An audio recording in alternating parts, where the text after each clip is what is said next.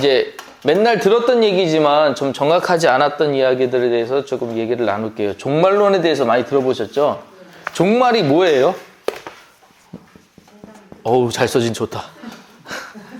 종말이 뭐예요, 종말? 응. 그러니까 뭐 그런 얘기잖아요. 말 끝나는 거, 그죠? 그러니까 우리가 종말 하면은 늘 생각나는 게 항상 이단들 생각나죠. 뭐 옛날에 1990년에 다미성교회라든지 뭐 이제 뭐 영생교라든지 뭐 이런 애들, 그 다음에 뭐 오대한 사건도 다 마찬가지고. 지금 제가 얘기하는 거 아시죠? 예, 이런 사건들이 우리나라를 굉장히 흔들었던 이야기들이잖아요. 이단 종파 때문에. 근데 이 사람들이 제일 많이 사용한 게 뭐냐? 종말의 때라는 거예요. 종말의 때가 왔으니 빨리 지금 준비하지 않으면 천국 못 들어간다. 이것 때문이잖아요. 근데 사실 반은 맞고 반은 틀려요. 그 얘기가. 맞는 건 뭐냐? 종말의 때예요. 근데 종말이 언제부터 시작인지를 우리가 아셔야 되는 게 뭐냐면 예수님이 이 땅에 오셨을 때가 2000년 전인데 그때 이후로 지금까지 계속 종말이에요. 무슨 얘기인지 알죠? 언젠가 끝을 정해놓고 그때가 아니라 예수님이 오신 2000년 이때부터 지금까지 계속 종말의 때를 우리는 살고 있어요. 왜냐하면 언제 오실지 모르니까. 언제가 끝인지 모르잖아요. 이해되시죠? 그러니까 종말의 때를 우리 계속 살고 있어요. 그래서 종말의 때를 살아가는 우리에게 하나님이 어떻게 살아가라고 하셨는가를 가르쳐 주신 게 성경 말씀 다 있어요. 근데 우리는 이 종말의 때를 때와 시기는 때는 끝이니까 심판받으니까 심판받을 때 나쁜 행동하고 좋지 않고 하나님 뜻에 할지 못했던 사람들은 다 죽임을 당하고 멸망당하니까 그날은 위험한 날, 큰일 나는 날. 이런 인식 때문에 이제 그런 것들 때문에 종말에 대해서 두려워하는 마음들이 있는데 오늘 꼭 그래야 하는가에 대해서 정말 얘기를 나눌게요. 위에 에센스 한번 그냥 읽어보시고요. 밑에 마태복음 24장의 이야기가 나와요. 마태복음 24장. 거기에 말하는 두 가지 뭐라고 해요? 사건이 있다고 그러죠. 마태복음 24장을 나중에 한번 꼭 읽어보셔요. 이거 그냥 그러시면 안 돼요. 마태복음 24장에 두 가지 사건. 자, 이게 무슨 사건이냐면 이때가 AD 70년에 이제 예루살렘이 멸망을 하거든요. 유다가 완전히 멸망을 해요. 근데 AD 70년에 멸망할 때는 어떤 일이 있었냐면 로마가 이제 쳐들어와서 이제 이스라엘 나라를 완전히 멸망시킬 때예요. 그때. 그래서 로마의 이제 황제 티투스가 이제 명을 내리기를 예루살렘을 점령을 해라. 해가지고 그때 와가지고 예루살렘 성을 이렇게 포위해가지고 그때 이제 어떤 일들이 일어났냐를 그 성경 보시면 거기 있는 얘기들이 예수님이 예언했던 것들이 다 똑같이 일어나요. 그래서 완전히 다 멸망하고 그 멸망에 대한 이야기를 예수님께서 예언하신 사건이 한 가지 사건이에요. 그때 그 70년대에 나왔던 사건. 그 다음에 뭘 얘기를 하셨냐면 그 이후에 종말의 때는 어떨 것이다라는 걸 또 예언하신 것이 그 이야기 속에 이렇게 들어가 있어요. 그래서 두 가지 사건이 거기에 같이 포함되어 있어요. 자, 그걸 한번 볼게요. 보시면 마태복음 24장에 두 개의 다른 사건을 다루고 있습니다. 첫째, 예수님은 한 세대 40년이 지나기 전에 있게 될 실제적인 이스라엘의 멸망에 예언하셨습니다. 이게 방금 드렸던 말씀이에요.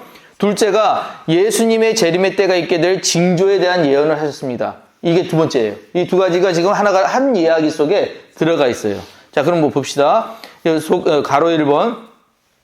예루살렘 성 파괴와 이스라엘의 멸망하고 여기는 성취된 예언이에요. 왜 성취된 예언이냐면 우리가 지나보니까 그 일이 있었잖아요. 그래서 성취된 예언이에요. 그래서 마태복음 24장 1, 2절과 16절에서 20절, 그 다음에 34절 여기는 다 무슨 얘기냐면 이 바로 예루살렘이 멸망할 거에 대한 멸망의 이야기예요. 그래서 예수님이 돌아가시고 난 후 30여 년 뒤인 AD 70년에 로마 군대에 의해서 예루살렘이 멸망될 일들을 예언하신 내용입니다. 오늘날 우리가 같이 보면 이거는 이미 이루어진 내용입니다. 그죠? 그러니까 우리는 이 내용을 지금 이제 다 들었으니까 보고 있으니까 아는 얘기예요. 근데 2번이요. 2번 가로 2번 보시면 이스라엘의 회복과 예루살렘의 재림인데 이거는 성취될 예언이에요. 아직 안 왔어요. 오고 있어요. 언젠지는 몰라요. 네. 그래서 거기는 마태복음 24장의 3에서 15절, 그 다음에 21절에서 33절, 35절에서 51절의 이 이야기인데, 여기는 예수님의 재림의 때에 전 인류가 심판받을 일에 대한 관한 예언입니다. 그렇다면 예수님은 이 두 사건을 왜 동시에 말씀하고 계신 것일까요? 자, 그거는 이제 동그라미 1번을 보시면 돼요. 1번, 오늘날 우리에게도 동일한 메시지이므로. 그쵸? 이 사건은 2000년 전에 있었던 예루살렘의 사건으로 끝나는 게 아니고 지금 우리에게도 동일하게 이어지는 사건이기에 이렇게 얘기하시는 거예요. 동일한 메시지라는 것이죠. 두 번째, 이스라엘과 온 세계는 영적으로 한 흐름이므로. 그러니까 이스라엘에 있었던 일이지만 이스라엘이 어떤 민족인지 아시죠? 난 이게 대단한 것 같아요. 그러니까 이스라엘이 아직 6,000년 전부터 하면은 이제 아담부터 시작해가지고 계속해서 하나님 모으려면 대표자를 계속 만드시거든요. 이 사람이 모델이야 해가지고 처음에 만들었던 모델, 그게 아담이었잖아요. 근데 아담이 실패를 했어요. 그 다음에 나서 누구누구도 계속해서 하나님이 찾으시는 사람들이 있었어요. 그리고서 제일 유명했던 사람이 누구냐? 노아였던 사람이 있었고, 아브라함이 있었고, 이런 사람들을 계속 찾고, 아브라함을 통해서는 한 민족을 선택하신 거잖아요. 그죠? 한 민족이 누구예요? 유대인이에요. 이스라엘이라는 나라를 하나님께서 선택하셨는데, 너무 놀라운 게 뭐냐면, 하나님께서 선택하신 그 민족이 대단하고 훌륭하고 뛰어난 민족이 절대 아니었다는 거예요. 이해하시죠? 그 민족을 선택하신 그 조건이 뭔지 아세요?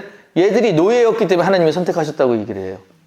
왜냐하면 노예였기 때문에 얘네들을 내가 세우면 하나님이 역사하셨구나라고 알 거기 때문에 얘네를 선택하셨다고 얘기를 해요. 그래서 이스라엘을 선택하신 이유가 이들을 노예인데, 노예가 어떻게까지 올라가느냐? 제사장까지. 지난번에 말씀드렸죠. 제사장이 누구라고? 신과 가장 가까운 사람. 그러니까 바닥에 있던 사람, 만약 신분으로 보면 아주 바닥에 있던 사람을 가장 높은 자리까지 끌어올리시는 게 하나님 뜻이라고요. 모든 사람들이 다 공평하게. 그리고 나중에 이제 이사야서에 그런 얘기가 있어요. 높은 산이 낮아지고 골짜기가 메워지고 왕이 대로가 된다고. 그래서 모든 것들을 평평하게 해서 공평하게 만드시는 게 하나님 뜻이래요. 그래서 하나님의 구원은 모든 사람에게 임하기를 원하시기 때문에 어떤 민족이 처지는 걸 원하지 않으세요. 어떤 민족이 높아지는 걸 원하지 않으세요. 다 모두가 다 하나님의 구속 안에, 구원의 역사 안에 다 똑같이 들어가기를 원하세요.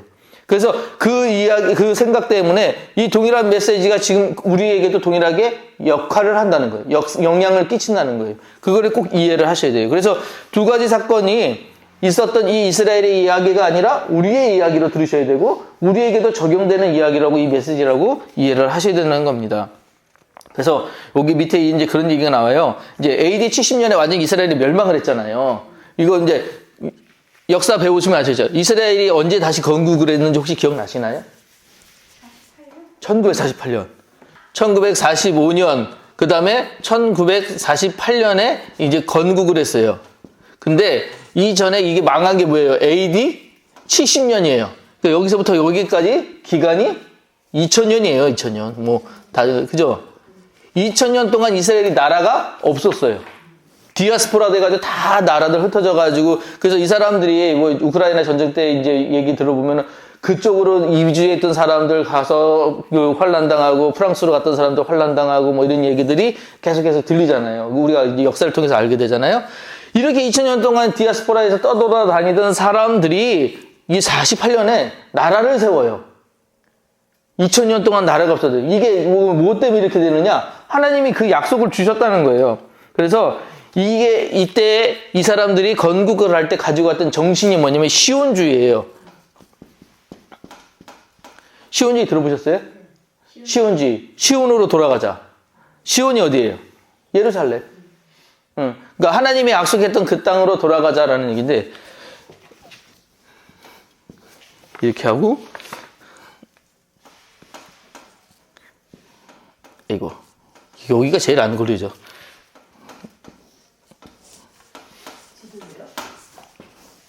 잘 모르겠죠? 여기가 지중해. 아유,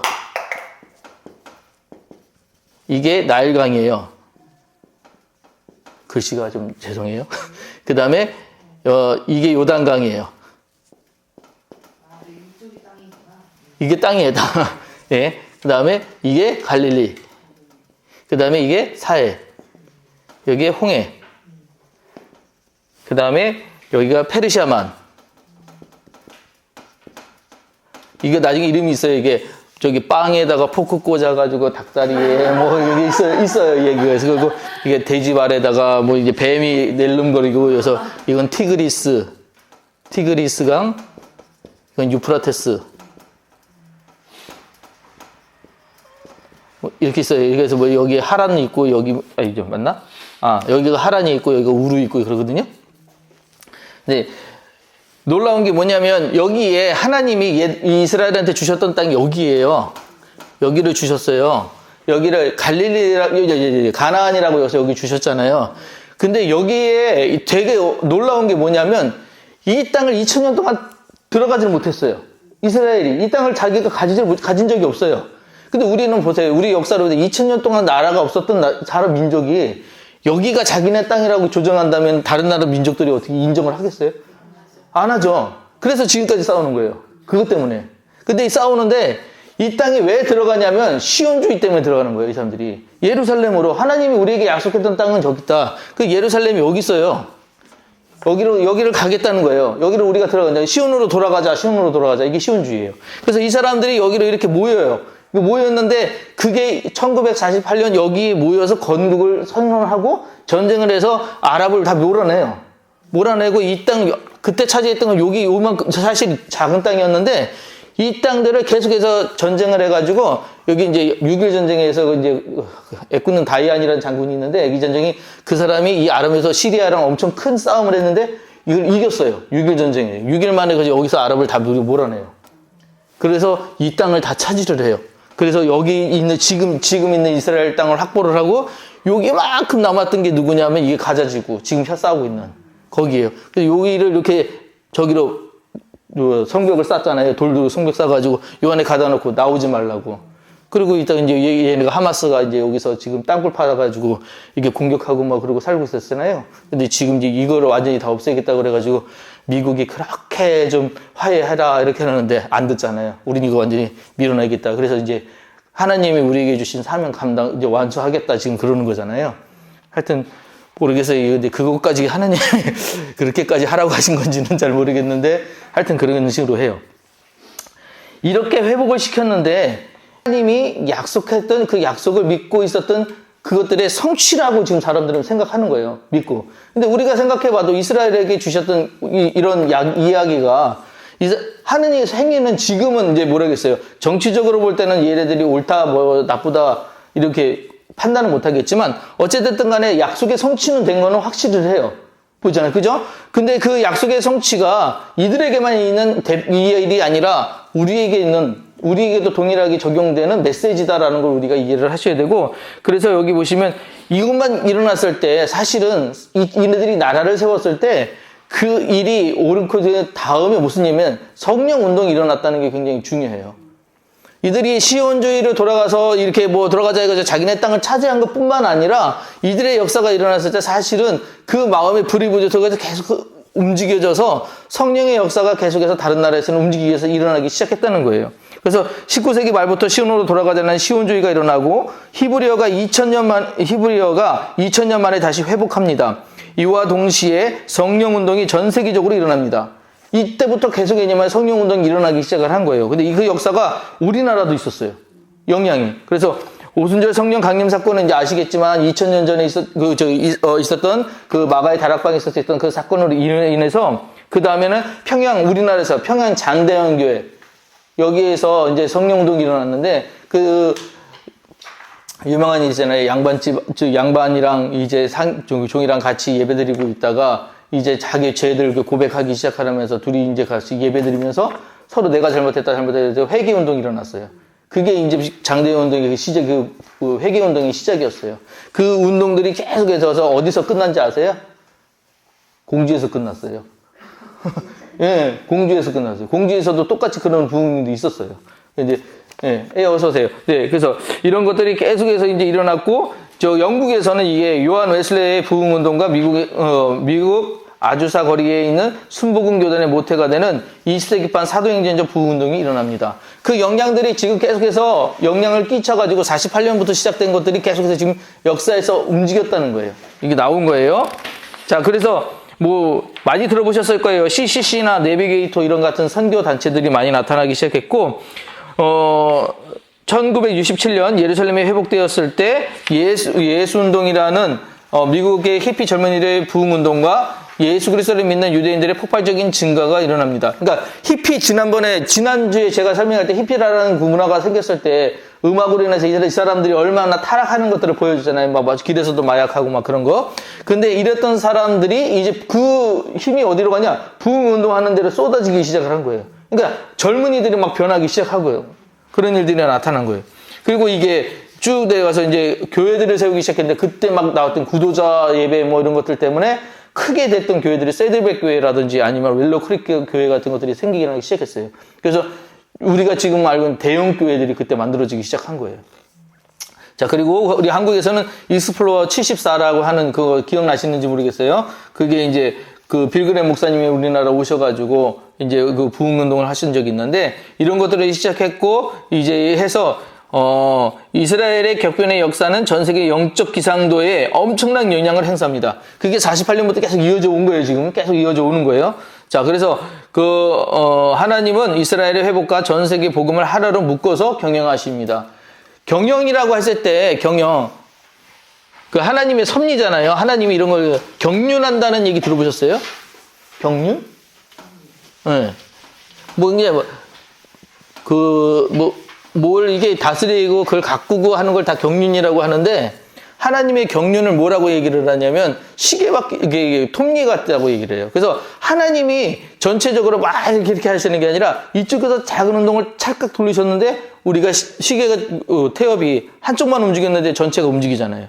그런 것처럼 하나님이 한쪽에서 반짝하셨는데 이것들이 톱니바퀴가 다 맞물려 있어서 저쪽에서는 갑자기 부흥이 일어나고 저쪽에서는 갑자기 은혜의 운동이 일어나고 이런 것들이 된다는 거예요. 그게 하나님이 이 모든 그림을 한 번에 보고 계시지만 우리는 모르니까 이게 무슨 일이야 라고 하는 것들이 하나님이 이미 오래전부터 계획하고 지금 하고 계시다는 거예요. 그게 하나님의 경륜이라고 얘기를 해요. 자, 그렇게 해서 자, 이제 그러면 하나님이 이제 그렇게 해서 종말 때에 심판자와 구원자 둘 중에 나눠서 오실 거예요. 그죠? 왜 나눠서 오신다는 게 무슨 얘기냐면 보는 입장에 따라서 달라진다는 얘기예요. 보는 입장에 따라서. 그래서 예수님은 2000년 전에 이 땅에 뭐로 오셨어요? 예수님 오셨던 구원자로 오셨잖아요. 그죠? 그리고 다시 오실 때는 뭐로 오신다고요? 심판자로 오실 수밖에 없어요. 근데 구원은 선포하셨어. 이미. 이제 다음에 오실 때는 이제 심판을 하실 거로 오시는데, 심판자로 오시는데, 자, 구원자 예수님에 대해서는 우리가 이미 성경을 통해서나 여러 가지 통해서 이미 다 아시니까 특별하게 더 드릴 말씀은 없습니다. 근데 심판자 예수님으로 오신다라고 했을 땐 이 심판의 핵심을 아셔야 돼요. 심판은 하나님이 심판하신다고 그럴 때는 우리를 죽이시기 위해서 심판하시는 걸까요? 심판을 얘기하셨을 때 여러분 우리 자녀를 기를 때 자녀들한테 너 이거 하면 혼나라고 하면은 자녀를 진짜 혼내고 싶어서 혼내는 거예요? 그거 안 하게 해요. 그죠? 얘들 그런 나쁜 길로 가지 않기 위해서 그래서 혼나라는 뭐라죠? 경고? 애들한테 그런 거 하는 거잖아요. 그죠? 너 이런 거 하면 혼나라는 얘기 하는 거죠. 그죠? 심판의 이야기는 공의의 하나님이니까 어쩔 수 없어요. 왜냐? 하나님은 공의잖아요. 그때 야 얘도 안 나오네. 하나님은 공의잖아요. 공의가 뭐예요? 모든 사람한테 다 의로워야 돼요. 똑같아야 돼요. 그러니까 기준이 얘는 이만큼이야. 얘는 이만큼이야. 이런 간극이 있으면 돼야 안 돼요. 이러면 공의가 아니에요. 공의 똑같아야 되는 거예요. 똑같아. 그래서 이 사람에게 뭔가 이런 제가 어떠한 형벌이 주어졌다면 이 사람에게도 동일한 기준의 잣대로 해서 그와 같은 책임을 질 수 있게끔 해야 되는 거예요. 그게 하나님이시거든요. 근데 하나님이 사랑이다 보니까 이 모든 것들을 다 용납하고 너 이렇게 잘못해서 다음부터 용서해 줄게 이렇게 해주실까요? 안 해주실까요? 그러니까 여러분들 그 이제 사랑으로 모든 것들을 다 용서해 주신다고 지금 믿고 계시는데 참고 계신 거를 아셔야 돼요. 이 차이를 아시나요? 지금 제 말의 이해가 좀 어려우신 것 같죠? 표정들이 다 어려우신데. 그러니까 하나님은 심판을 하셔요. 근데 심판은 어쩔 수 없는 심판이에요. 우리가 행위에 따라서 어쩔 수 없이 내가 할 수 없는 정도까지 갔을 때 심판이에요. 그러니까 그 심판은 결국 뭐냐? 멸망이에요. 죽음이에요. 끝이에요. 그런데 하나님의 원래 목적은 사는 거잖아요. 살리는 거잖아요. 그죠? 그러다 보니까 지금까지는 뭐 계시냐면 잘못을 계속해서 뭐냐면 참고 계세요. 우리의 모든 잘못을 하나님은 다 아시지만 그 잘못에 대해서 하나하나 책임 묻지 않으세요. 제가 옛날에 어렸을 때부터 제가 교회 다녔잖아요. 그래서 주일날 교회 빠지는 걸 엄청나게 무섭게 생각했어요. 왜냐면 큰일 나는, 진짜 하나님이 벌 주신다고 생각했어요. 그런데 이제 태권도 시합을 나가야 되는데 그날이 주일인 거예요. 주일날 시합이 잡힌 거예요. 가야 되잖아요. 그래서 아버지한테 이제 상담했어요. 주일날 빠지면 큰일 날 것 같은데 어떻게 해야 되냐. 그러니까 아버지가 가라는 거예요. 이 양반이 무슨, 갔다가 혼나면 어떡하냐. 하나님한테 혼나면 어떡하냐. 그랬더니, 아이, 괜찮다고. 자기가 이제 잘 얘기해 줄 테니까 가라고. 그래가지고, 시합을 어쨌든 나갔는데, 너무 마음이 불편한 거야. 그래서 나는 무슨 생각했냐면, 내가 교회를 안 가면, 하나님이 이놈 할 줄 알았어요.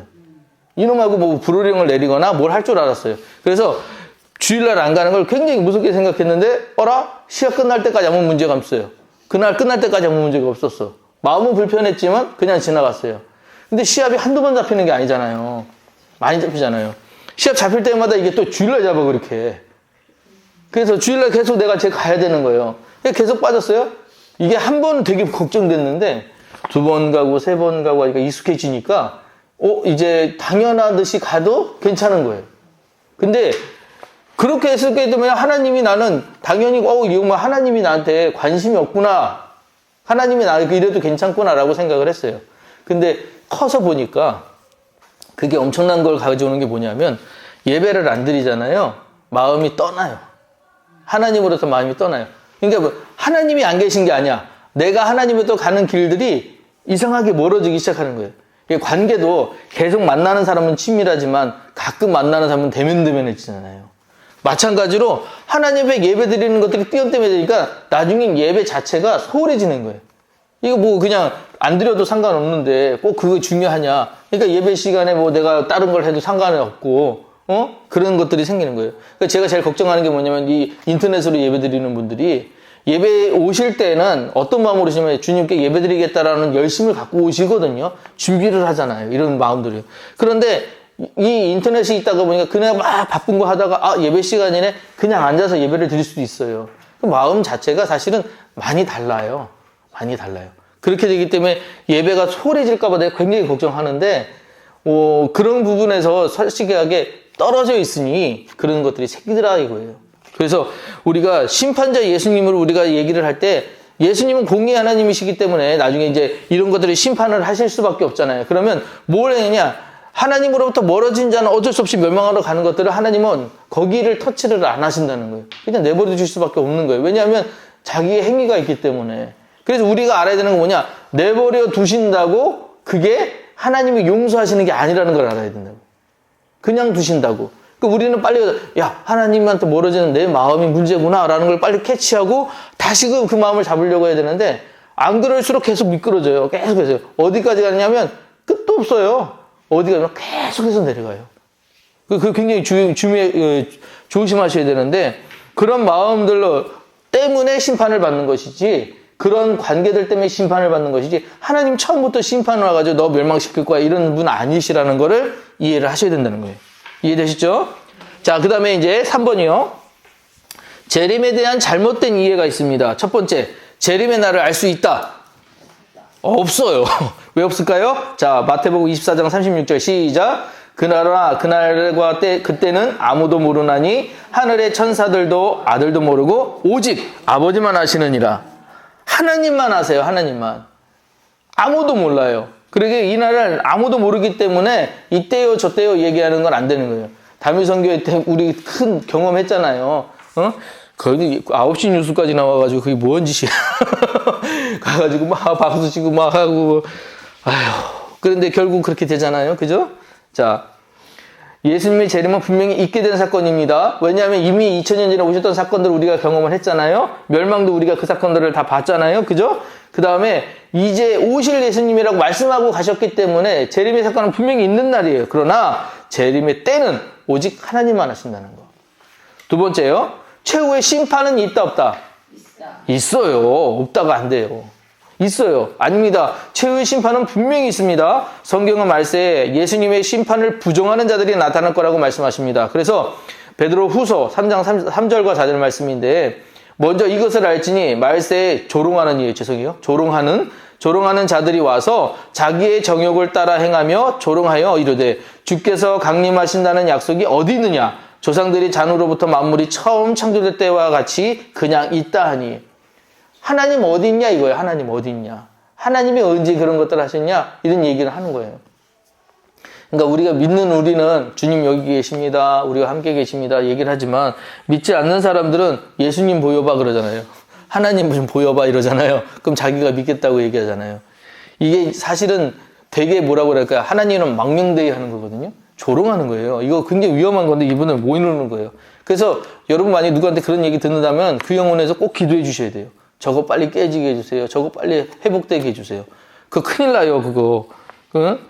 말세에 이런 사람들이 나타나요. 이거 2000년 전에도 있었지만 지금도 있어요. 지금도 교회 간다 그러면 예전에 우리 이모가 교회 안 다니시는 분인데 교회 간다고 우리가 아침에 막 준비하고 있으면 야, 너 교회 가면 구원 준다며? 그래서 예, 구원 준대요. 내가 10원 줄게 가지 마. 그래. 꼭 그러면서 내가 10원 줄게 가지 마. 그래서 참. 그래서 이모 그 구원이 아닌데 그냥 얘기했는데 씁쓸하죠. 하여튼 그런 분들이 있어요. 이게 조롱이에요, 조롱. 사실은. 그죠? 자, 예수님이 다시 오신다 했지만 2000년이 벌써 지났어요. 그런데 아직 안 오셨잖아요. 그래서 주님이 안 오셨다 보니까 어쩌면 그래서 세상 사람들은 더 예수님의 다시 오심의 가능성에 대해 비웃으면서 함부로 살아갈지 모릅니다. 나는 그 생각해요. 하나님이 1000년이 하루 같고 하루가 1000년 같다고 그랬잖아요. 이제 이틀 지났는데 이제 이틀 지났는데 뭘 우리가 거기다 대고 얘기를 할 수 있겠어요. 하나님이 딱 이때다 그러면 끝나는 건데, 그죠?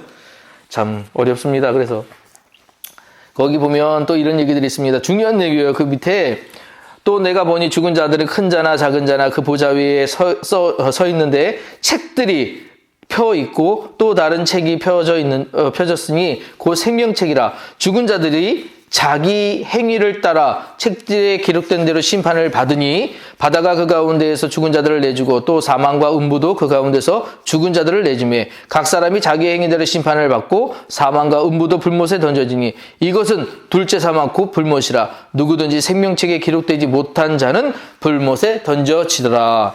이게 지금 뭐냐, 요한이 본 계시록에 있는 내용이에요. 생명책에는 그래서 뭐가 적혀 있냐면 자기의 행위를 따라. 그러니까 여러분들 이제 예수님 믿잖아요. 예수님 믿으면 여러분들 우리 행동을 되게 조심하셔야 되는 게 뭐냐면 요즘에 우리 잘 아시면 CCTV만 돼도 다 걸리잖아요. 어디 가든지 우리 행동이 다 보여요.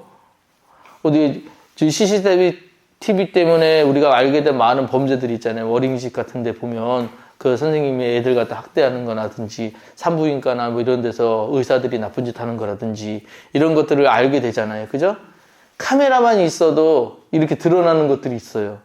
근데 하나님이시잖아요. 하나님이 카메라보다 모르실까요? 인간이 만든 카메라보다 하나님의 성령이 떨어지실까요? 아니에요. 우리의 행위들을 다 아세요. 근데 더 놀라운 건 뭐냐면 그 하나님의 관심이 나한테 있다고 그랬잖아요. 우리 복음 얘기할 때 있죠? 하나님은 선하신데 그 하나님의 관심이 나한테 있어요. 그럼 하나님이 나를 주목하신다고요. 내 행위 하나가 하나님 앞에 그대로 전달돼요. 내 행위가 얼마나 잘해야 되는지 여기서 나오는 얘기예요. 행동을 되게 조심하셔야 되는데 그렇다고 나서 늘 조심하셔야 되니까 이렇게 뭐 웅크리고 살라고 그건 아니에요. 그게 아니라 내 행동이 하나님 앞에 떳떳하지 않은 것들은 과감하게 안 할 줄 알아요. 쳐낼 줄 알아셔야 되는 거예요. 이런 얘기하는 저도 부끄러워요, 사실은.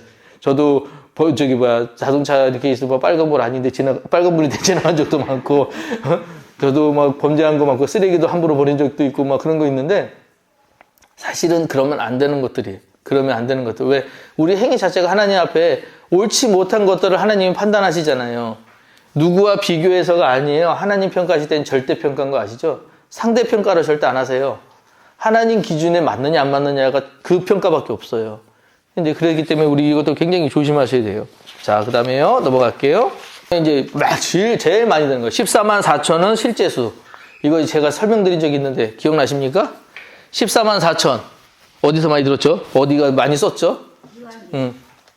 요한계시록에 나오는데 이게 하늘에 있는 성도 수잖아요. 하늘 올라가죠. 그죠? 성도의 수잖아요. 이 숫자가 차면 아니 이제 신천지가 요걸 하잖아요. 네, 신천지가 많이 하는데 14만 4천에는 14만 4천이 14만 4천 맞나요? 이 숫자가 어떻게 나온 건지 아세요? 12 곱하기 12 곱하기 1000이에요. 1000이에요. 되게 동그라미 이상하게 썼어요. 6같이 보이죠? 자, 12는 이거는 그냥 12가 아니라 땅에 하늘의 숫자가 3이에요. 하늘의 숫자 왜? 삼층천 들어보셨죠? 하늘의 숫자가 3이에요. 곱하기 땅의 숫자가 4예요. 왜 땅이냐면 동서남북. 이해되세요? 그 3, 4면 뭐예요? 12. 그래서 12가 나왔어요. 그 다음에 12는 뭐예요? 12제자. 12가 사실은 완전수예요. 이들한테. 완전하다는 뜻이에요. 그래서 10이에요. 왜 완전하냐면 4가 그러니까 3번 됐잖아요. 그래서 완전이에요. 완전수예요. 8도 완전하지만 더 완전한 거는 12. 그 다음에 이 완전하다에 1000이 곱해져요. 1000은 어떤 뜻이에요? 1000. 많다는 뜻이에요. 1000은 많다. 이거는 그러니까 많다 정도가 아니라 셀 수 없다. 그래서 1000이 붙여진 거 하루가 1000년 같고 1000년이 하루 같다. 이제 하나님한테 그 얘기 하잖아요. 아까 그 얘기 했잖아요. 하루가 1000년이 그 1000년은 하나님한테 날수가 의미가 없다 이 얘기예요, 사실은. 근데 우리는 숫자를 해서 1000이니까 따지고 있죠. 1천만이고 몇만 해야 돼. 그래서 나온 숫자가 14만 4천인데 이거는 요한이 이제 거기 있는 헬라 사람들한테 이해시키기 위해서 이런 설명을 한 것인데 사실은 어떤 의미냐면 이 완전한 거에 완전을 곱했더니 이제 14만 4천이 나온 거예요. 이거는 이 땅에 있는 모든 완전한 성도들, 하나님이 원하시는 그 성도의 수가 찼을 때, 그때 임한다는 거예요. 그때 구원한다는 거예요. 그 숫자가 찼을 때. 그래서 14만 4천이 그렇게 나온 건데, 이걸 숫자적으로 14만 4천이라고 보시면 안 된다는 얘기예요.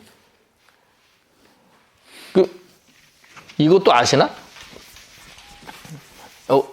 이거 안 쓰셔도 되는 거죠? 설마 이런 거 외우시진 않을 거고. 이거 아세요?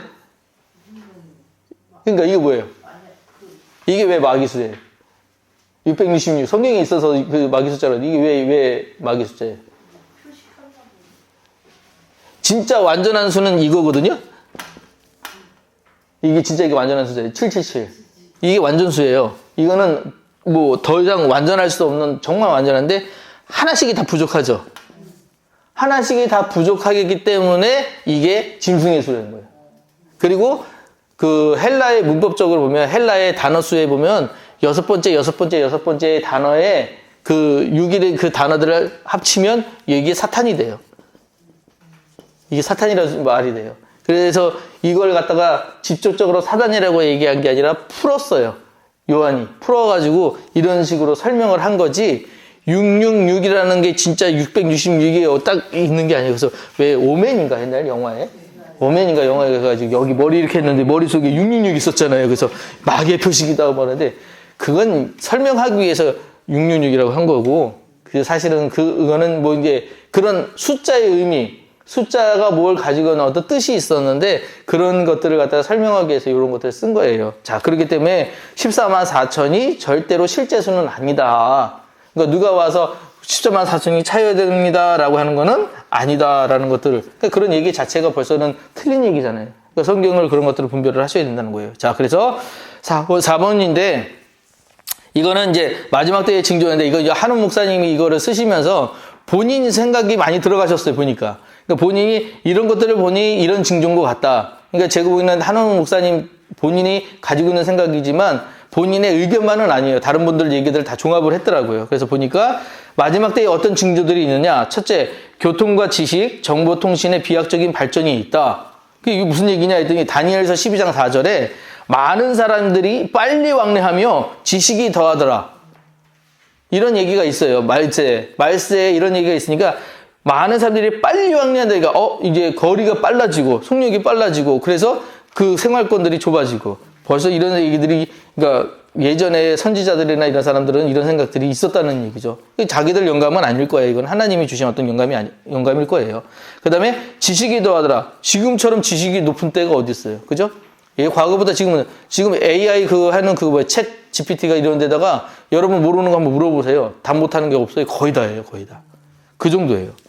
자, 그 다음에 두 번째로 그러면 여러 가지 재난들 있어요. 그래서 민족이 민족, 나라가 나라를 대적해 일어나겠고 곳곳에 기근과 지진이 있으리니 여기 보시면 전쟁, 우리가 뭐 특별하게 뭐다 하지 않아도 지금 나타나고 있죠. 그죠? 전쟁이 있고요. 두 번째, 기근. 그러니까 뭐 이 기근 하면은 아시겠지만 세계의 3분의 1이 지금 배고픈 채로 잠을 든대요.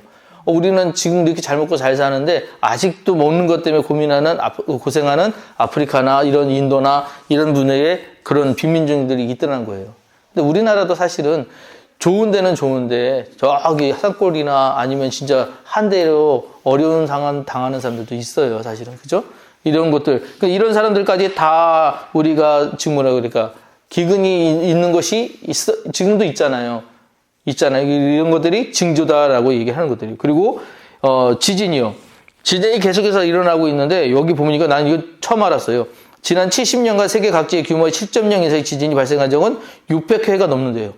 7.0이면 엄청난 거 아니에요? 우리 지난번에 공주에 나왔던 게 몇이었지? 3인가 4번.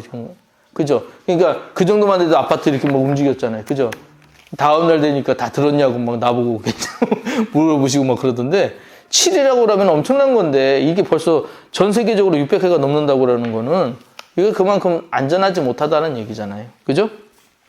자, 그리고 이런 것들이 계속해서 지금 빈번하게 일어나고 있고요. 그 다음에 자, 이런 재난들이 있고 그 다음에 저는 여기가 더 중요하다고 봐요. 3번이요. 3번, 가로 3번. 심화되는 적대적 인간관계. 그러니까 특별히 마지막 때에 하나님의 백성들은 세상에서 신앙 때문에 여러 가지 고난을 겪게 될 것입니다. 십자가의 복음을 제대로 믿는 크리스찬들이 사방에서 핍박을 당하는 시대가 온 것입니다. 이 모든 것은 성경의 예언을 마지막 때에 성도들이 감당해야 될 시련의 시작입니다. 이렇게 되어 있어요. 이제 그런 이야기들이 어디 있냐면 첫 번째 마태복음 24장 10절에 그때 많은 사람이 실족하게 되어 서로 잡아주고 서로 미워하겠으며 그래서 관계에 대한 것들이 나와요. 관계가 깨어지는 것들에 대해 나와요. 그래서 실제적으로 인간관계 속에 심각한 갈등과 대립은 종말의 때를 말해주는 신호입니다. 자, 이렇게 얘기했을 때 그런 것들 우리 사람들이 서로 살아가는 이런 관계에서 서로 신뢰가 없이는 어렵잖아요. 우리 지금 신용사회잖아요. 그죠? 신용사회인데도 불구하고 여러분이 잘 못 믿는 것들은 예전보다 더 많아졌어요. 그리고 이것들이 점점 심화되고 있어요. 그게 문제예요. 그래서 예전에는 이분들이 뭐 사람들이 사는 거에는 당연한 것이 뭐 이해해 주겠지, 용서해 주겠지, 용납해 주겠지 했던 것들이 어느 순간 되면 내가 왜 되고 어떤 벽이 생기고 이런 것들이 지금 생기고 있거든요. 근데 이런 것들이 보이냐면 그냥 그런 것들이 아니라 그게 말세의 징조라는 거예요. 관계가 서로 깨어지는 것들. 그래서 뭐 여기 보면 부부의 이혼율, 젊은 세대와 기성세대의 대립 이렇게 나오는데, 그러니까 어떻게든지 간에 이렇게 나눠지거든요. 마귀의 이름이 디아볼로스라고 하는 거 아시죠? 헬라어로 마귀가 디아볼로스예요. 디아가 사이라는 뜻이고 볼로스가 거하는 자라는 뜻이에요. 그래서 사이에 거하는 자인데 어떤 사이냐면 하나님과 사람 있잖아요. 사람 있고 여기 하나님이 계시잖아요. 그러면은 그 사이에 어떻게든지 간에 틈이 있어요. 그러면 마귀는 여기 있는 자라는 거예요. 그 사이에. 그래서 뭘 하냐면 자꾸 이 사이를 갖다가 끊으려고 그래요. 하나님과 절대 관계되지 않으려고 그래요. 자, 그래서 마귀가 제일 먼저 교회 못 가게 하거나 아니면 예수님 못 믿게 하거나 예전에는 핍박을 하거나 뭐 이런 것들을 사용했었어요. 2000년 전에. 그죠? 근데 지금은 뭐냐면 용납을 해야 용납을 하는데 오히려 다 하라고 시켜놓고 내일 하게. 다 시켜놓고 내일 하게. 그래서 그 일을 헌신하지 못하도록. 이게 사실은 하나님한테 마음이 없는 게 아니잖아요, 우리가. 교회 나오는 것들이 마음이 없는 거 아니잖아요. 봉사하는 것들이 마음이 없는 게 아니잖아요. 그런데 이런 것들 자체가 그냥 처음부터 이렇게 그런 게 아니라, 내일 해도 되잖아. 꼭 오늘이어야 돼? 지금이어야 돼? 나중도 괜찮잖아. 라고 미루게 한다는 거예요. 그 미루는 것들 때문에 솔직한 말로 계속 미루잖아요. 어디까지 밀리냐면 관계 없음까지 밀려져요, 진짜. 상관없음까지 밀려져요. 그래서 그거를 사단이 사용하고 있다는 것들을 여러분 꼭 기억을 하셔야 돼요. 그래서 이 사이에 거하는 이 존재는 자꾸 뭐를 하면 틈을 만들어요. 틈만 있으면 들어가래요. 그래서 마귀에게 틈을 주지 말라고 베드로 후서에서 나왔잖아요. 이 틈을 자꾸 주는 게 안 돼요. 그래서 우리가 틈만 주려면 어떻게 해야 되겠어요? 늘 하나님 앞에 기도하고 말씀드리고 그거밖에 없어요. 하나님의 이름을 계속해서 주장하지 않는 한 우리 계속해서 잃어버려요. 지금도 우리가 조금 상관은 있어도 벌써 생각 자체가 우리가 하나님하고 같이 이렇게 못 가거든요. 흔들리거든요. 그럼 이때 잡을 수 있는 유일한 법은요. 하나님. 그러니까 입에서 툭툭 튀어나오는 게 하나님이어야 돼요. 그 정도까지 돼야 돼요. 자, 그 다음에요. 여기 보면, 가로 2번에, 여기 첫 번째가 이제 그거였잖아요. 관계가 깨어지는 거고, 두 번째가 하나님의 법을 거스림. 그래서 불법이 성함으로 많은 사람의 사랑이 식어지리라 라고 했어요. 여기서 불법이라고 하는 거는 세상적인 법 얘기하는 거 아니에요. 여기서 말하는 불법은 하나님의 법을 무시하고 어기는 거예요. 자, 하나님이 우리에게 주신 법 크게 두 가지 있어요. 하나님 사랑하라고 했어요. 그죠? 내 이웃을 내 몸처럼 사랑하라고 하셨어요. 두 가지 사랑, 우리 십자가 사랑이라고 얘기를 해요. 그죠? 하나님을 사랑하고 내 이웃을 사랑하라고. 내 이웃을 내 몸처럼 사랑하라고. 이게 두 가지 큰 강령이다. 이렇게 얘기하셨잖아요. 예수님이요.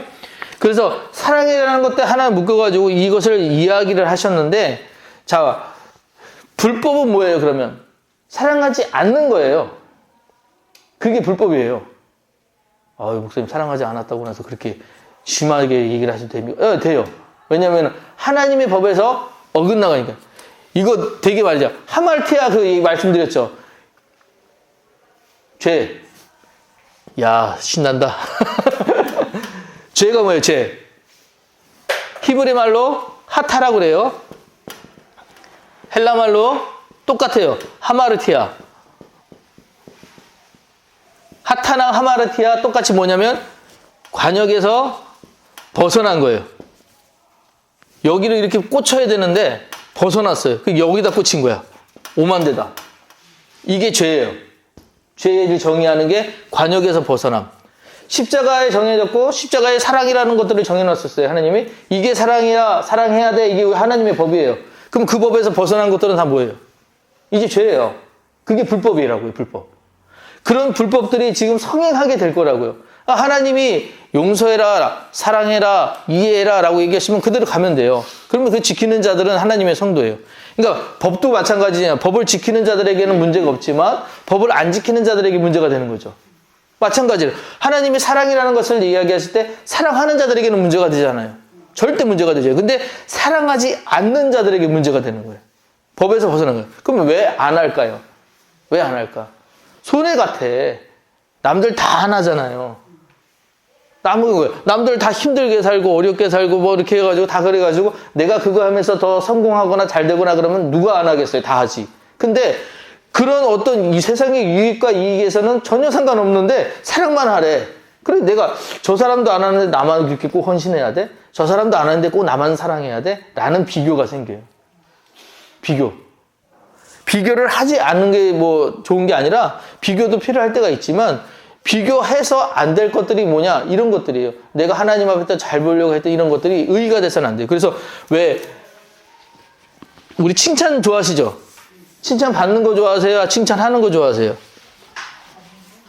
받는 거 좋잖아요.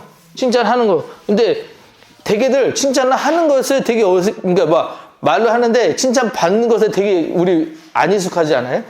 누가 나 칭찬하면 아이 그러지 마세요. 막 이런 거 그러잖아요. 왜 그런 말 하세요? 이거 저 사람 무슨 꿍꿍이야? 뭐 이런 거 하고 그죠? 왜 그래? 사실은 칭찬을 해주면 칭찬을 받을 줄도 알았는데 왜 못 받냐면 그거 자체가 저 사람이 무슨 이렇게 보거든요.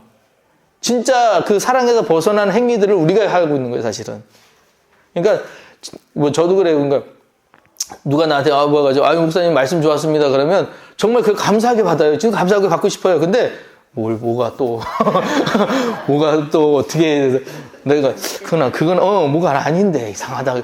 그래서 저게 맞는 건가 뭐 싶을 때도 있고 사실은 그래요. 막 자녀들에게 좋은 말 해주셔야 되는 게 필요하겠다. 저도 필요하지만 여기 계신 분들 다 그렇잖아요. 누군가를 대할 때도 좋은 말 해주시는 거, 자녀들이 자꾸 칭찬하시는 거, 그게 진짜 그렇게 변하게 만든다라고 하더라고요. 그래서 그렇게 해주시기 바라고, 불법이라는 것에 얘기를 하다가 지금 여기까지 갔는데, 만약에 이제 불법을 행하는 자들을 그냥 두면 어떻게 되느냐? 그냥 두면은 인간에게 우리에게 경쟁이라는 거 하잖아요. 이거를 선이라는 게 붙으면 되게 좋은 거예요. 경쟁이. 그죠? 선의의 경쟁은 굉장히 좋은 거예요. 근데 그냥 경쟁을 만들어주냐? 이거는 이게 뭐로 가면 약육강식으로 가요. 이게 굉장히 무서워져요.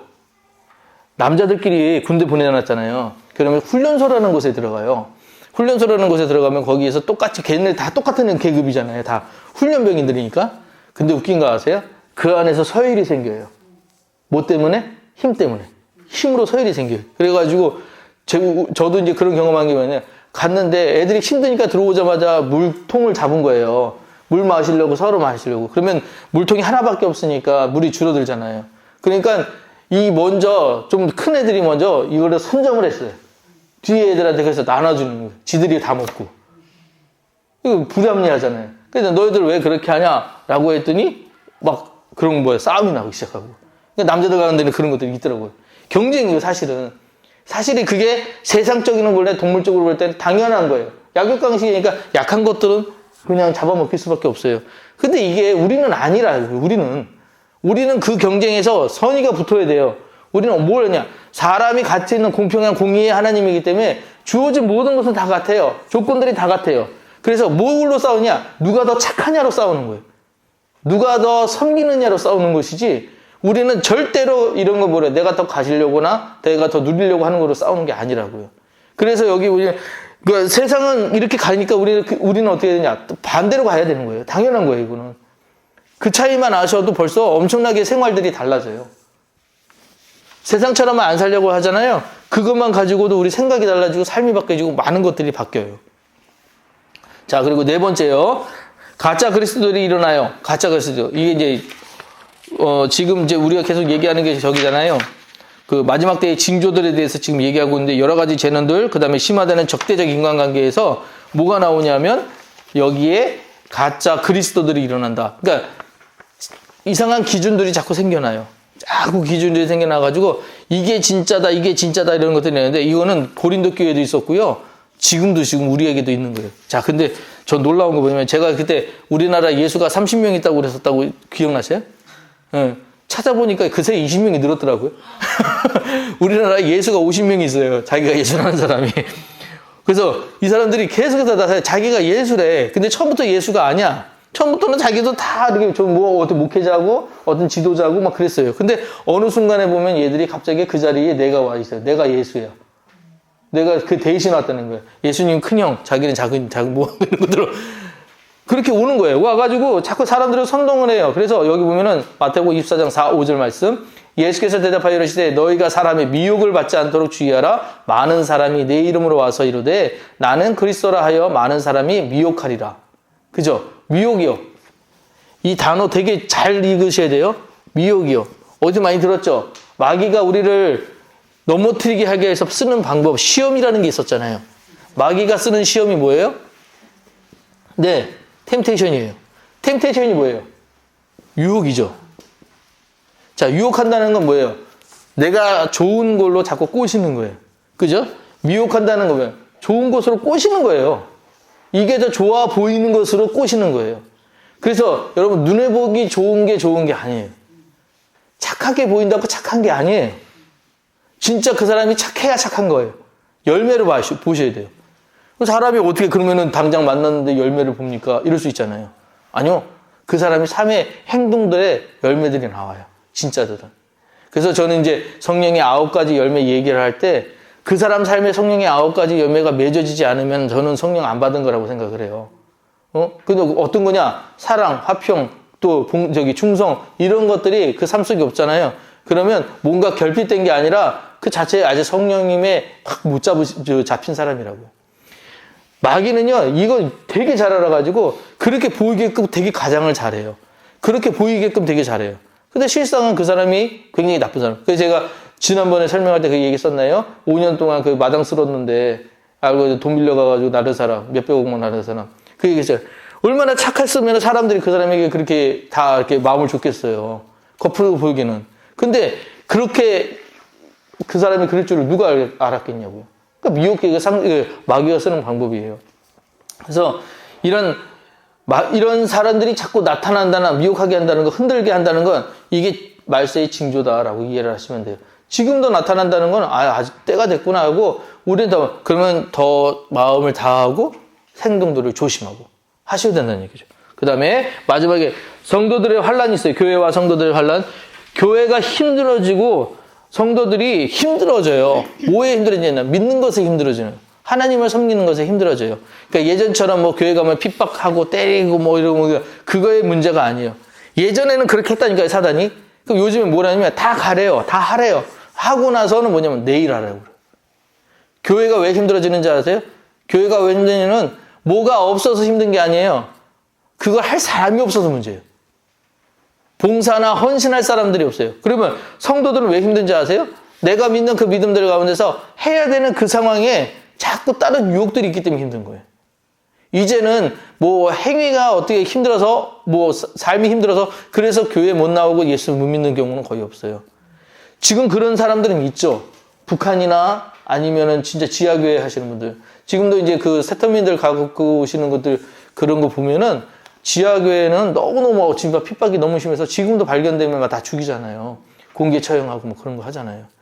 그리고 저기 시리아나 수단이나 이런 데서는 기독교인들 하면은 그냥 사람들 갖다가 죽이는데 아유 너무 끔찍한 게 이런 뭐 보셨는지 모르겠어요. 기독교인들 쫙 넣어놓고 나서 지나가면서 기름을 뿌려요. 지나가면서 기름을 뿌리고 저쪽에서 굉장히 그 줄이 길어요. 그 줄이 긴데 저쪽 끝에서부터 불을 질러 와요. 그러면 이 사람들이 이제 뭐 앉은 채로 그냥 다 죽는 거예요. 나중에 그 사람들을 보면은 기독교인들의 그 시체 해가지고 이렇게 쭉 해가지고 그것들을 전시처럼 이렇게 보여줘요, 사람들한테. 니네 믿음이 이렇게 된다고. 우리 그런 상황은 아니잖아요. 우리한테는 그런 어렵지 않으니까 더 뭘 하냐면 편하니까 하나님하고 멀어지는 이런 방법들을 쓰고 있다고요. 이런 데들 되게 조심하셔야 돼. 이런 것들. 그래서 예전에는 이 마태복음 24장 9절 얘기는 예전 얘기니까 여러분들 그렇게 이해를 하셔야 돼. 그때의 사람은 너에게 환란에 넘겨주겠으며 이 환란을 어떤 죽음과 어떤 핍박과 이런 것들을 생각할 수 있지만 지금의 우리의 환란은 뭐냐면 하나님 믿는 것들의 유혹들이 너무 많은 게 환란이에요. 그죠? 그런 것들을 이해를 하셔야 돼요. 자, 그 다음에 이런 예수님 믿는 사람들이 이제 앞으로 오느냐 교회 다닌다고 그러면 사람들의 손가락질 당하고 교회 다닌다고 그러면 자꾸 그 사람들에게 시험 생기고 왜 그러냐 이런 것들이 뭐예요? 내 이름을 때문에 모든 민족에게 미움을 받으리라. 예수님 믿으면 그 행위대로 잘 살아야 되는데 그렇지 못한 것들이 자꾸 끼어들고 유혹되면 미끄러지는 것들 때문에 그런 것들이 나타나기 시작한다는 거예요. 교회가 교회답지 못하고 성도가 성도답지 못했을 때 그런 것들이 나타났을 때 그게 말세의 징조라는 거예요. 이해되셨죠? 자, 좀 쭉 내려가서 그 다음에 사람들의 영적 무지와 방종을 같이 이해하시면 될 거예요. 이제는 그냥 아까 드렸던 말씀처럼 이제는 뭐 그냥 언제든지 그런 것들이 하나님의 뭐 때 되면 그렇게 되겠지 이렇게 얘기하는데 여기 노아의 때 얘기하면서 다 멸하기까지 그 다음에 단어 보이세요? 홍수가 나서 그들을 다 멸하기까지 그 다음에 보이세요? 깨닫지 못하였더니 뭐 깨닫지 못하였으니 그러니까 장가가고 시집가고 삶이 너무 바빠. 그러니까 우리가 해야 되는 것들이 너무 많아. 그러다 보니까 그것들이 치여가지고 끝날이 왔는데도 못 깨달아요. 마지막이 됐는데도 못 깨달아요. 그럴 수 있다는 거예요. 경고의 메시지를 주신 거예요. 그러기 우리가 지금도 그 끝이 온다는 것을 꼭 기억을 하셔야 돼요. 그리고 그 끝은 오게 되는데 세계 복음화의 절정 아시다시피 이제 이 천국 복음이 모든 민족에게 증언되기 위하여 온 세상에 전파되리니 그제야 끝이 오리라 그랬어요. 제가 말씀드렸죠. 이미 우린 전 세계에 하나님 말씀이 안 들어간 곳이 있다 없다? 없어요. 이제 끝은 왔다니까요. 이제 하나님이 언제 이걸 딱 끊으시는지 이거는 우리는 모르잖아요. 근데 이미 끝은 왔어요. 저 예루살렘에도 끝이 왔고 지금 우리가 살고 있는 이 땅에도 끝이 왔어요. 다 예수님 모르는 사람들이 없어. 복음을 안 들은 사람들이 없어. 근데 이제 끝이 왔단 말이에요. 이제 하나님이 언제 누르느냐가 가장 중요한 때인데 그때에 우리는 어떻게 해야 되겠느냐. 그때 우리가 어떻게 해야 되겠느냐. 자, 재림의 순간입니다. 자, 그 일들은 그냥 순식간에 일어나는 거, 뭐 천지만물의 파괴 이런 것들을 성경에 있는 것을 설명해 주신 건데 그냥 읽어보세요. 읽어보셔도 이해가 될 부분이에요. 자, 그래서 6번만 보시면 돼요. 6번. 재림을 준비하는 종말론적 삶의 자세. 성경의 재림을 준비하는 자의 삶의 자세는 어떤 것이어야 한다고 가르쳐주고 있는지 살펴보겠습니다. 하고 1번. 지금 있는 자리에서 충실하기. 이거 너무 쉽지 않아요? 라고 생각하죠. 안 쉬워요. 여러분, 자리 지키는데 뭘 생각하냐? 내가 하고 있는 직업을 지킨다고 생각하는 거? 아니면 내가 뭐 하고 있는 일들을 잘한다고? 그것뿐만 아니라 하나님과 연결된 그 자리요. 하나님의 말씀을 받은 그 자리에서 내가 그 상태를 유지하고 있는 이거를 지켜가는 거, 이거요. 이게 쉽지 않아요. 그죠? 그래서 지금 있는 자리에서 충실하기. 하나님을 모르고 있을 때 충실하는 게 아니에요. 하나님을 알고 난 이후에 여러분들이 그 관계를 유지하기 위해서 충실하는 거예요. 이게 되게 중요하다고요. 그러니까 여기 개별적으로도 하나님의 어떤 은사 체험이 있으신지 모르겠어요. 어쨌든 간에 내가 하나님 열심히 믿어야 되겠다 했던 때가 있으셨을 거 아니에요. 그죠? 그때랑 지금이랑 마음 상태 같으세요? 달라지면 문제예요. 그게 달라진 게 문제라고요. 왜냐면 그때는 열심이었잖아요. 내가 하나님 이름만 들으면 내가 뭐든지 할 거라고 했잖아요. 그래서 막 열심도 냈잖아요. 최선도 다 했잖아요. 근데 지금은요? 그렇게까지도 못할 것 같아. 성령이 자꾸 소멸되거든요. 시간이 흘러갈수록 성령이 소멸되거든요. 그 성령이 소멸되기 때문에 내일 말씀드리겠지만 기름을 계속 넣어야 돼요. 그 기름을 계속 넣는데 기름 넣는 방법이 뭐예요? 다른 거 없어요. 말씀과 기도예요. 읽어야 돼요. 재밌는 거는 하나님 말씀이요. 어떤 순간에 읽었을 때 요때랑 요때 읽었을 때 요때랑 그 때가 다르잖아요. 말씀이 느낌이 달라져요. 상태가 달라져요. 똑같은 말씀인데. 그래서 어느 상황이냐에 따라서 말씀이 달라지기 때문에 그런 것들을 하셔야 돼요. 자, 두 번째는요. 단순한 삶. 빌 할베이스 목사님이 쓴 심플이라는 책이 있어요. 심플. 근데 그 책에 보면 심플이 뭐냐면 우리 단순하다 보면은 그런 것들이잖아요. 뭐 다 모르고 요것만 아는 그런 단순이 아니라 기본에 충실한 거예요, 사실은. 가장 우리 기독교인한테 기본이 뭐예요? 가장 기본이 뭐예요? 하나님과 관계예요. 이게 기본이에요. 그러니까 요 관계만 충실하면 요 관계만 내가 흩어지고 이렇게 좌우로 흔들리지 않고 충실하고 있으면 가장 그게 훌륭한 거예요. 좋은 거예요. 그래서 이걸 위해서 다른 것들을 포기하는 거예요. 누구죠? 스티븐 잡스랑 그 페이스북 만든 사람, 그 이름이 저크버그인가? 이런 사람들이 옷이 다 똑같잖아요. 그 얘기 들어보셨죠? 옷이 왜 똑같은지 아시죠? 응? 맞아요. 아침에 일어나서 자기가 해야 될 일들을 생각해야 될 해야 되는데 옷 갈아입는 데까지 그 에너지를 쓸 시간 낭비할 수 없다는 거예요. 그래서 옷이 다 똑같다는 거예요. 그러니까 그렇게 성공한 사람들은 집중을 한다는 거죠. 그게 여기서 얘기하는 심플이에요. 그러니까 우리는 뭐에 심플하냐? 하나님이 우리에게 주신 그 관계에 심플하는 거예요. 그 관계, 다른 것들은 다 뭐가 되냐? 거치는 것들이 되는 거예요. 그러니까 거기 단순한 삶이라는 게 멍청한 삶이 아니에요. 요것만 아는 삶이 아니라 그거에 집중하기 위한 다른 것들을 포기할 줄 알아야 된다는 거예요. 그러니까 하나님 아닌 것들에 대한 것들을 우리가 판단하고 나눌 줄 알아야 된다. 그 다음에 세 번째가 경건한 삶. 자, 경건하다고 하는 단어는 경건. 말 그대로 우리가 다른 어떤 것에 휘둘리지 않는 게 경건한 거예요. 움직이지 않는 거. 그러니까 여기 왔다가 이렇게 올라가고 여기 왔다가 이렇게 가고. 그러니까 사람이 하면 참 감사하죠. 간사하죠. 감사가 아니라 간사하잖아요. 작은 것에 되게 많이 휘둘리는데 특히 이제 우리가 연말 되면 결제돼야 되는 우리 월급 카드나 이런 것들 때문에 많이 이렇게 흔들리시잖아요. 그죠? 우리가 참 간사해요. 있을 때는 괜찮아. 없을 때는 왜 이렇게 불안해? 그죠? 없을 때. 근데 주시는 분도 하나님, 가져가시는 분도 하나님. 이게 우리 태도라고요. 그 태도가 달라졌을 때 뭐가 되느냐? 사람이 자꾸 능력 찾게 되고 관계 찾게 되고 힘 찾게 돼요. 하나님 아닌 것에 눈 돌리기 시작을 한다는 거예요. 왜 연초되면 그렇게 토종불 보러 가세요? 왜 연초되면 왜 하루에 신문에 요즘도 그거 나와요? 오늘의 운세? 그거 왜 그렇게 그걸 그렇게 믿으세요? 동쪽으로 왜 가서 귀인을 왜 찾으세요? 그거 아무 의미 없어요. 하나님 모든 사람이 귀인이에요. 하나님이 주신 모든 사람. 하나님 모든 순간이 다 복이에요. 그렇게 이해를 하시면 되는데. 자, 그죠? 그것을 지켜가는 게 경건이에요. 그래서 경건한 사람들은 휘둘리지 않는 사람들. 이해하셨죠? 자, 네 번째. 사랑의 공동체 세워가기. 이거 사랑의 공동체라고 했을 때 첫 번째 먼저 여러분 아셔야 되겠면 사랑한다고 해서 이거 아니에요. 사랑한다고 했을 때는 먼저 헌신이에요. 헌신이 제일 먼저예요. 누구 사랑해 보셨잖아요. 다들. 그죠? 지금 자녀를 사랑하시겠지만 그 이전에 이제 남편도 가지고 표정이 왜 아내를 사랑하든 남편을 사랑하든 누구 사랑해 보셨잖아요. 그죠? 사랑하실 때 여러분들 얼마나 많이 헌신하셨어요. 얼마나 참아내시고 견디시고 그 세월 동안. 그죠? 왜 참았어요? 사랑 때문에. 그죠? 여러분 첫 번째 여러분들 했던 사랑이 맞는 거예요. 사랑은 헌신부터 시작해야 돼요. 근데 우리 지금 사랑하면 뭐냐? 받으려고 하면 시작해요. 내가 사랑하면 이거 줘야지. 내가 사랑하면 이걸 가져야지. 관계가 가장 많이 깨지는 이유가 뭐냐면 이기적인 것 때문에 깨져요. 많이, 그죠? 이제 우리 아내가 들으면 안 되는데 옛날에 사귀던 여자친구가 있어요.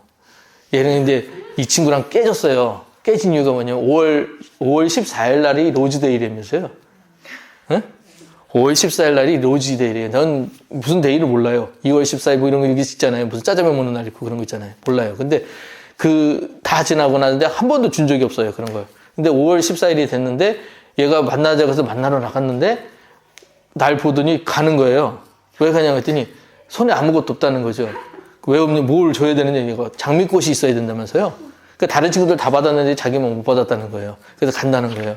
그래요. 근데 나는 꽃을 줄 생각도 없었고 로즈인지도 모르고. 근데 야, 그러면 그런 거 있으면 네가 먼저 하지. 그랬어요. 왜냐하면 저는 생각할 때 사랑하면 서로 주는 거라고 생각했고 나눠야 된다고 생각했고 그런 거예요. 그래서 그럼 네가 먼저 주지라고 했더니 이 친구 얘기가 그런 건 남자가 준비해야지 그러는 거예요. 그래서 깨졌어요.